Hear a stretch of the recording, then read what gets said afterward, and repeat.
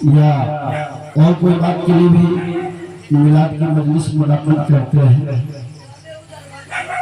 लेकिन हमारा आपको इस बात का ख्याल रखना चाहिए कि हमारे पड़ोस में कोई बीमार है, बीमार पड़ा हुआ है, हमको अगर जो है लाउड स्पीकर से अगर जो है डीजे बजाना है, गाना बजाना है या कुछ बजाना है तो इतनी धीमी आवाज में बजाए कि वह आप तक महदूद रहे, किसी को अजियत और तकलीफ न हो।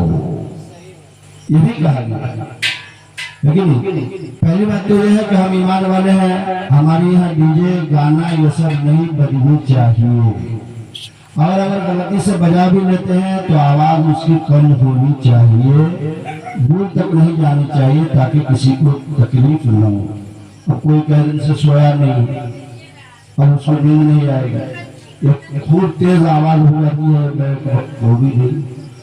तो एक बात तो ये हो गई कि मुबारकबाद के मुस्तहिक है, दूसरी बात ये हो गई, तीसरी बात ये है दूल्हा बबू है कि नहीं, एगो दूल्हा बबू ना है ना। तीसरी बात यह है कि जब तक शादी नहीं होती है, चली चचा, जब तक शादी नहीं होती है तो बच्चे को बाप से, माँ से, बहन से, भाई से मोहब्बत होती है। जब हम बादा में पढ़ रहे थे तो हमारे उस्ताद कारी सिद्दीक सर रहमतुल्लाह के साहबजादे मौलाना हबीब साहब अभी हयात से है और सज्जादा नशीन है उनकी जगह पर, तो तफसीर की किताब में फरमा रहे थे कि शादी होने के बाद वो मोहब्बत बढ़ती है। शादी से पहले वो मोहब्बत जो है थी, माँ से ही मोहब्बत थी, बाप से ही मोहब्बत थी, भाई से ही मोहब्बत थी, बहन से ही मोहब्बत थी, घर के अफराद से ही मोहब्बत थी। अब जो है शादी हो जाने के बाद जब बीवी आई तो वो मोहब्बत बढ़ती है। अब इस वक्त ध्यान रखना है कि वो मोहब्बत को हमको बैलेंस बना के रखना है। जहाँ अनबैलेंस होइएगा तो उसी में गड़बड़ी होगी। शादी के बाद, निकाह हो जाने के बाद, दुल्हन को घर में आ जाने के बाद लड़के को चाहिए कि अपने माँ बाप का जो हक है, उनका जो मर्तबा है, उनका मकाम है, उनके साथ जो हुस्न सुलूक करने का कुरान हदीस में हुक्म है, उस पर हमें और आपको अमल करते रहना चाहिए।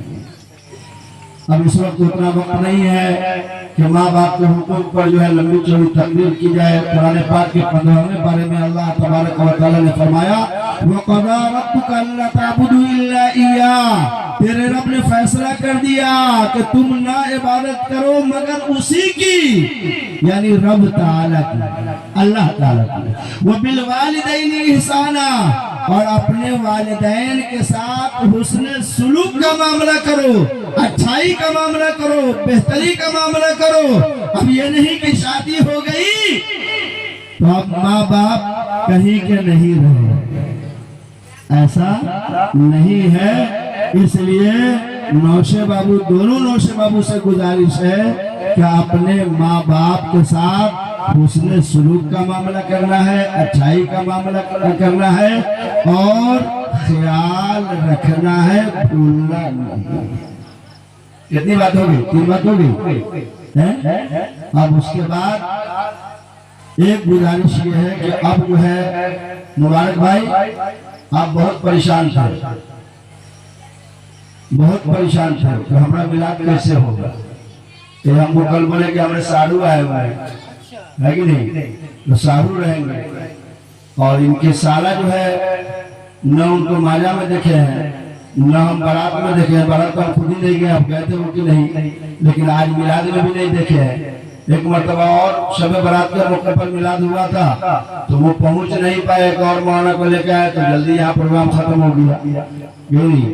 लेकिन मुबारक भाई बतला रहे हैं कि तबीयत खराब है, लेकिन कुछ और बात है कि मजलिस में वो शरीक नहीं हो सके। हुआ अगर आते तो माशाल्लाह और बात होती है, अपने लोग रहते हैं तो और बात होती है, लेकिन नहीं।